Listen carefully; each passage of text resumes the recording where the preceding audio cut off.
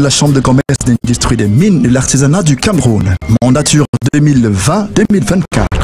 Vous êtes commerçant, industriel, prestataire du service et artisan. Ceci vous concerne. En élisant vos représentants le 7 juillet prochain, vous leur donnez les moyens de mieux défendre vos intérêts. Voter, c'est renforcer le dialogue et le partenariat secteur public, secteur privé. La Chambre de commerce, partenaire indispensable dans l'émergence du Cameroun. Ok.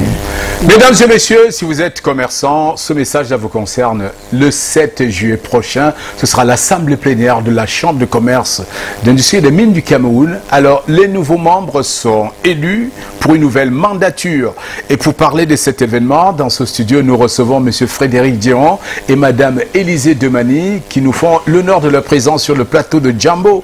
Alors, je vais me tourner d'abord vers vous, Mme Demani. Bienvenue sur notre plateau. Merci, Joe. Alors, pour le commun des Camerounais, peut-être qui ne savent pas vraiment quelles sont les missions de la Chambre de commerce, c'est le lieu de nous en préciser. Quelles sont les principales missions de la Chambre de commerce? D'accord, merci, Joe. En fait, la Chambre de commerce, c'est une chambre consulaire qui est placée sous le tutelle du ministère de l'Industrie. Donc, c'est une chambre qui regroupe en son sein la section de prestation de services, la section industrielle, la section commerce, puis la section artisanale. Et c'est une chambre qui regroupe en assemblée plénière effectivement 160 membres et étendue sur le territoire. Elle a pour siège Douala, juste à Bonanjo, et des délégations dans les 10 régions du littoral. Donc voilà, je ne sais pas si... Wow, les missions sont grandes, hein? My question goes to you, madam. So what are its realization in its past mandate? Là, nous sommes en train de terminer le précédent mandat. C'est d'ailleurs la raison pour laquelle on est en campagne pour organiser les nouvelles élections qui vont être réalisées sous dizaines. Donc, nous sortons d'un mandat assez étouffé en termes de réalisation. J'ai oublié de vous rappeler que la Chambre a à sa tête le président Eken, qui est le président du bureau exécutif. Et qui est donc le président du bureau exécutif. Et au cours des 4 dernières années, on a organisé beaucoup de formations pour des jeunes. Nous avons le centre CIP à Bonabéry qui accueille les jeunes, qui forme les jeunes. Et puis nous avons réalisé des rencontres B2B avec des hommes d'affaires. Nous avons organisé la foire Afribat.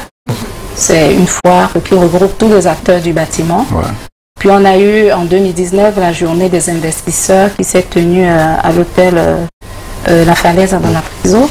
Donc, il y a beaucoup d'autres missions économiques qui s'organisent, qui se sont organisées avec des partenaires étrangers. Nous avons aussi organisé le compagnonnage.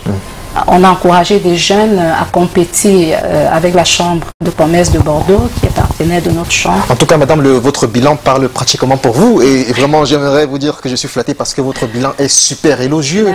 Et après un bilan comme ça, il y a forcément des élections qui se pointent à l'horizon. Alors, monsieur, dites-nous, comment vont se dérouler les prochaines élections?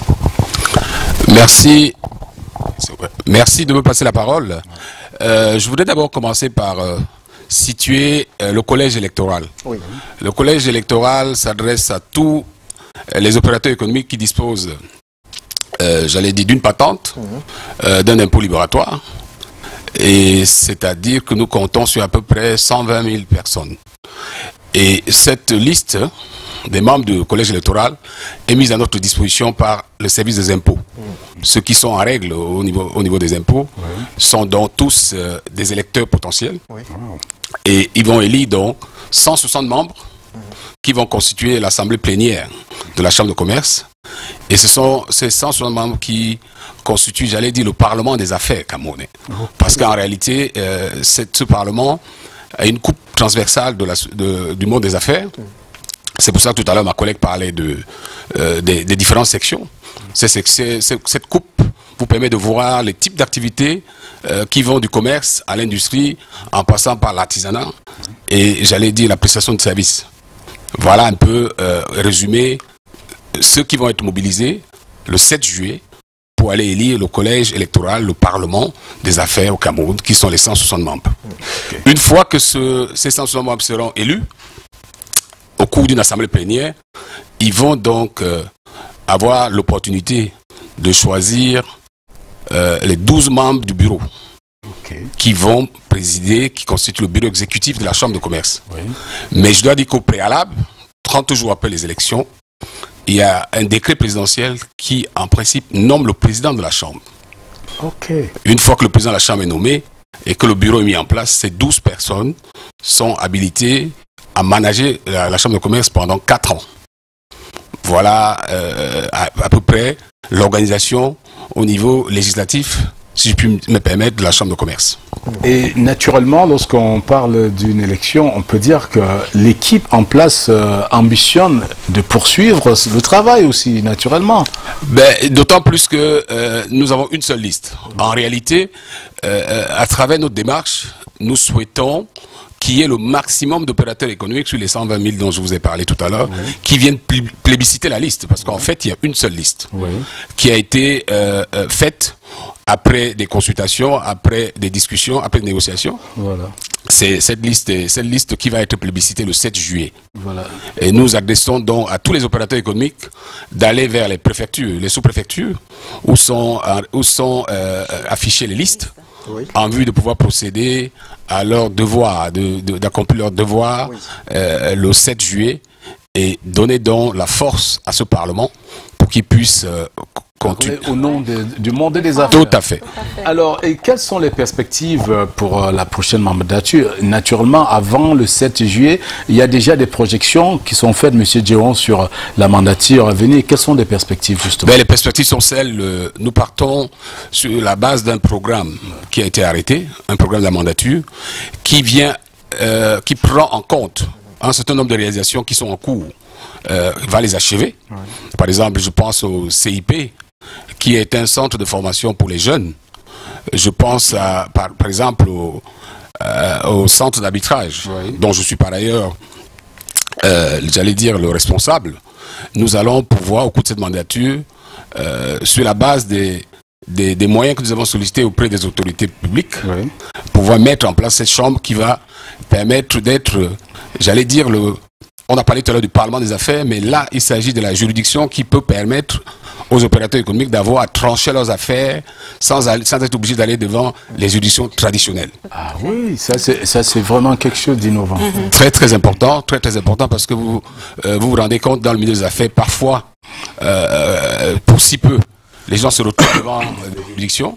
Et quand on connaît la lenteur des juridictions, des décisions de justice chez nous, et la complication qu'il peut en avoir, nous avons mis en place un centre d'arbitrage avec des arbitres qui sont proches des opérateurs économiques, qui sont en mesure donc de trouver rapidement ce que nous appelons en expertise une sorte de côte mal taillée pour pouvoir régler le problème, éviter de se retrouver devant les juridictions où ça coûte cher et ça prend beaucoup de temps. Et le jour des élections, beaucoup de personnes veulent certainement savoir, est-ce qu'on peut se rappeler encore ici le site ou l'endroit où se dérouleront ces élections et quelles sont les pièces que devraient apporter les différents électeurs pour accomplir leurs devoirs? Bon, disons que les pièces sont tout ce qui comporte le document administratif de l'entrepreneur, transféré par les services des impôts. Par les services des impôts dans les arrondissements. C'est-à-dire qu'à partir de lundi, là, on a déjà les fiches installées avec les noms de toutes les structures qui sont qualifiées, disons comme ça, déjà sélectionnées par le fisc. Donc, celui qui paye son impôt libératoire est forcément enregistré dans un centre d'impôt et devient potentiel électeur. Donc il suffira juste qu'il repère la sous-préfecture de sa zone, puis il va trouver son nom, et puis on va lui indiquer le marché ou le lieu où il va pouvoir aller honorer à son vote. Ah, merci, ça c'est clair. Très bien organisé. Merci Très de bien passer. organisé. On va se dire, nous sommes structurés. voilà, on va se dire rendez-vous le 7 juillet pour l'élection, Madame Demani. Merci, Monsieur Dion, d'être venu. Merci beaucoup. Merci beaucoup. Voilà. Plaisir. À très bientôt. À bientôt, merci. Nous allons recevoir notre premier artiste macaire. Il s'appelle Karim Bakoussé, Oui. artiste et musicien camerounais, président qui va nous proposer quelque chose d'absolument formidable. Son dernier single intitulé Mon Soleil. Karim qui nous vient de l'Est Cameroun, c'est un digne fils de l'Est et il le revendique, hein, qui vient nous proposer quelque chose qui vient bien sûr de la région que nous, du soleil levant. Alors Karim, dans quelques instants, on le reçoit d'abord son